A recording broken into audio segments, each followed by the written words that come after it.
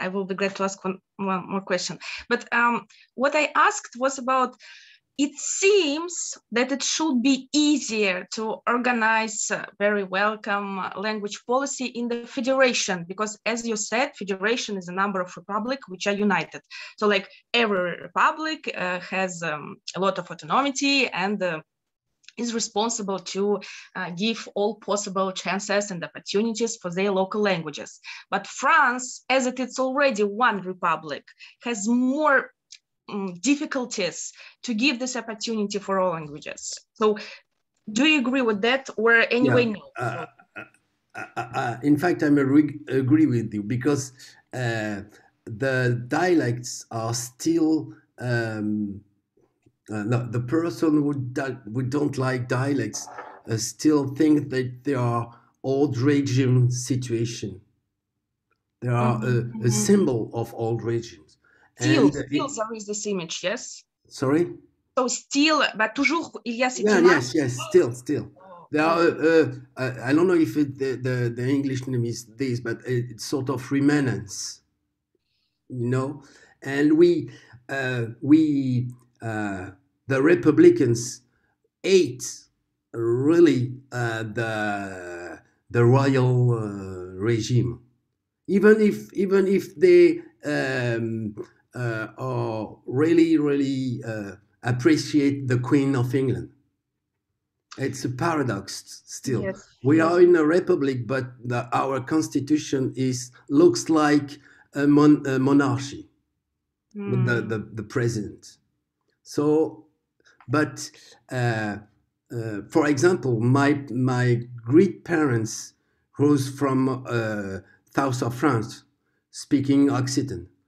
They don't speak Occitan to my mother, but they speak Occitan to me because I asked them, and they speak also Occitan each other's between them. So Occitan was really considered as a patois, as a under language, and still now, except at the extremity of France. I mean, in Brittany, in Basque, in Basque land, Basque country, and in Alsace, because they are really proud and have a real culture, and also songs and schools. But it's not really in Occitania. There are a lot of schools, but it's not the same. And we have also Corsica.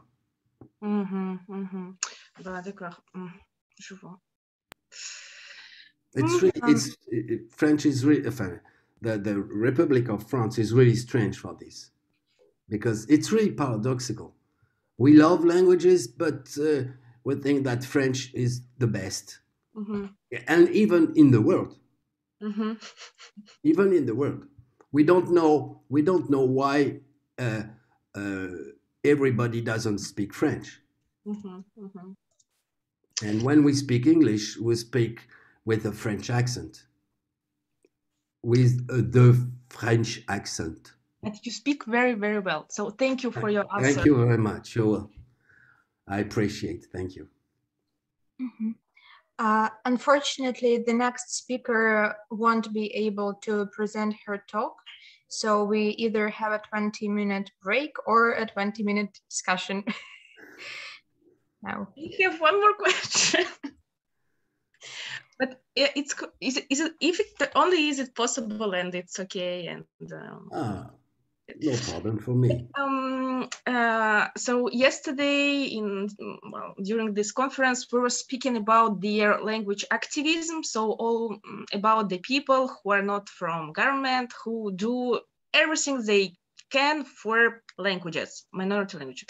Does it exist in France? Because I was trying to find this kind of information via internet, like about some activism among normal, ordinary people who organize maybe some club of conversations, or I don't know. So does it exist in France? So do you know about this kind of? Yeah, there are some activities and activists. For example, I speak about Villanova de Magalona. you know, in the speech.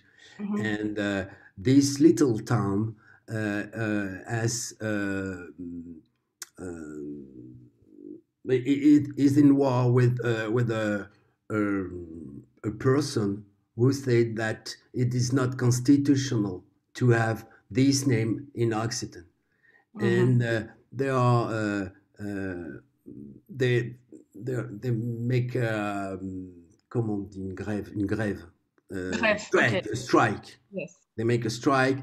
They make some. They walk on the street, stop all the circulation, and ask for the deputies to defend her. And there are some extremities because they think that French is a sort of language dictator. But I think it's not really true. It's not true, in fact.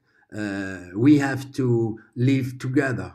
And I defend Occitan. I am proud of to speak this language.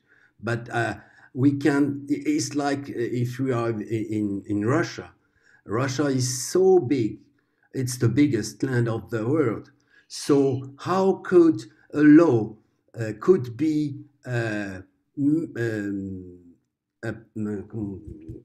done in Moscow, in St. Petersburg, and in Vladivostok, or in here coast on Samoya lands, if we have not one language? But in the same time, how rich is the dialects and the culture, and it's part of the Russia. Now, even if French think that only Cossack songs are Rush, but no. Bah, c'est un peu l'idée qu'on ne veut pas être les bilingues. C'est vachement simple de parler une langue, mais on n'a pas cette idée que c'est normal. Voilà, on peut parler de langues, ça va. Et la majorité des gens dans le monde parlent deux langues, mais même trois parfois. Ouais, même... A lot of students in France speak when they are stranger, speak all two, even three, even four language, especially the students who come from old colonial countries. Yes, yes. So I'm very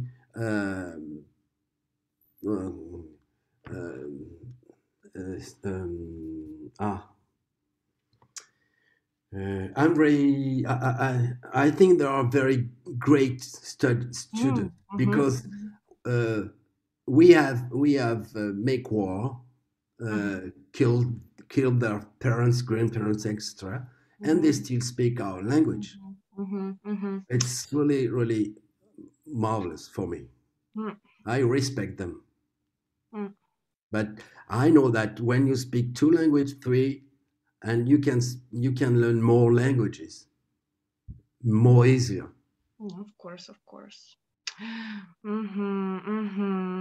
And if despite the grève, what kind of activities can do ordinary people? Have you heard about some, I don't know, there are radios. There are newspapers, and there are also publicity announcement, and they may sometimes, for example, in Corsica, they are more vindicative. So they shot the marks of the countries in French to just have the Corsican one. So there are, but there are only a few extremities, meetings or something like that. And you know, in Russia, we often say that people who are representative of a minority nation by themselves, they don't really want to protect their language, and it's mostly people from big cities, linguists who are concerned about the situations and who are trying to do something. So in France, if we take some nations which live in the territory of France, do their people are concerned themselves? So it's always their initiative, or not always? And we can find people who say, well, I don't need this language, I don't want to speak it, I want to speak only French. You see, or in fact, it's not easy to answer because there are many kind of people. We have in towns of this. I speak about Occitan because I know more this situation. In towns, we have a lot of person who defends still in the republic the language. And in the rural countries, only the old people are still speaking a little the language. And also there is a problem. It's because there are not a unification of these languages. And for me, it's really bad, because we have a French normative, too normative for me, but normative, and we have, for example, we have seen that with the intervention of Natalia Evsieva, which speak about not only the language, the Basque language, but the Basque languages in the south, in north, east, Spanish. And it's the same from Occitan, and it's the same from Britain, but it's not the same from Alsatian. The Alsatian is only one, and it's really, really speaking. When you are in Strasbourg, we hear, and we hear really Alsatian, and it's not German. If you say that to Alsatian, it's really, really, it's not good. So this is, maybe it's because this polylingualism of dialects, it's maybe why they are not considered by the speakers of this language as a real language for someone, even if there are cultures and literature and everything. And what about young people? What is the main motivation for them to learn these languages? Is, for example, their grandparents, they speak the language, their parents probably, and they, from their childhood, they speak mostly French. Do they have, how do you think, any motivation to learn their own language only if we, yes, but so what kind of motivations do they have? The youth is starting to speak again the language, especially in Brittany, in Basque country, and in Occitanie also, in Corsica. But I'm not someone learning the language, the dialect, because they want to know the culture and want to perpétuer, je sais pas, to keep the language still again. But someone speak this language, maybe it's because it's against the, let's say, official politics of the government. Yeah, maybe for that, and maybe because they are young, and when the youth is a revolt. I see it because I see it in Russia. I see it in Russia among the students with whom I work. So it's a kind of a protest because, well, I don't want to follow the politics of my government. I want, and it's nice because it works, and they start to learn the language. Especially because the government doesn't recognize the language and maybe doesn't know it. So he can understand what is saying. So maybe if you're against the government, you can say something that in dialect that you cannot say. Maybe it's not even illegal to say that, but you can say it in dialect language. Okay, I see. Thank you very much. I see that there is Nikita Chesnov who also wants to ask the question. So here I stop. Thank you very much. Merci beaucoup. You're welcome. Thank you very much. Thank you, everybody. Yeah. Thank you, Nikita. Go ahead, please. Grand merci pour votre présentation. Mais mon français est affreux, mais votre anglais est très bon. So I'll pose my question in English. So we have moved our discussion onto youth culture and youth language. So I was wondering whether there is some language activism, and what I want to ask is probably connected to youth language activism. Maybe there is some music in Breton, in Occitan.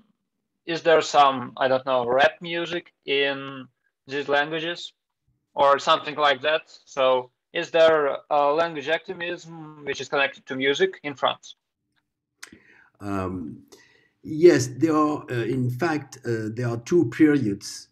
During the 1970s, there are a lot of singers who sang in Britain, in Basque, in Corsican, and in Occitan. And now there is a rebirth of songs in dialects, but maybe they are not at the same level. I mean, they're not revendication. They only want to make the dialect surviving.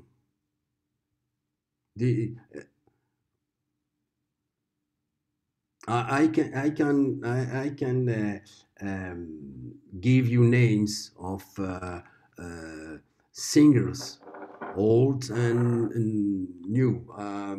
Maybe, for example, we have. It's an old one.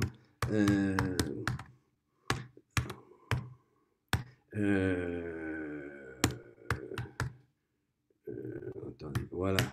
We have this one. We have also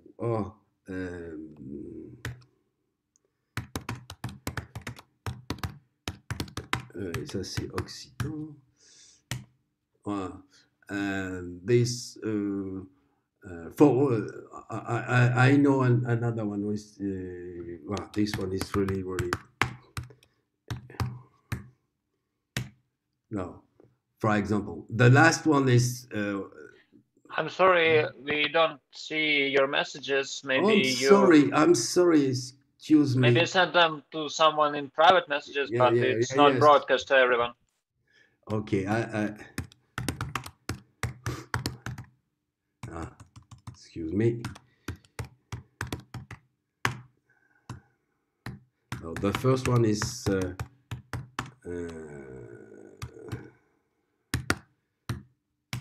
This one, and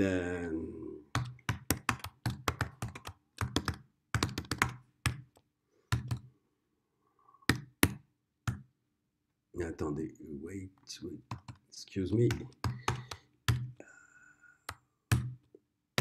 The second, no, it's Verdier. It's Verdier, and the last is, voilà.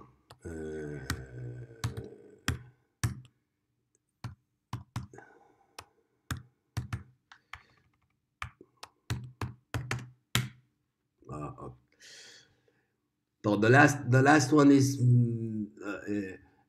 it's you can hear on the internet, and the first two you can hear it, and About the songs, you know that in France we love football, soccer, and there is some team in the south of France, and the first is there are two, and there are two teams. Oh, sorry. The second is this, and when you know, when you are at Liverpool, we hear we must not, you never walk alone. This type song, and in the two countries, all the people sung Copa Blanca. They think this, which is the Occitan hymn. And so even if the people doesn't understand every words, but they share this this identity, and it's especially when the North teams come, especially Paris, because everybody in soccer hates Paris team except Paris, of course. So we can hear Copa Blanca.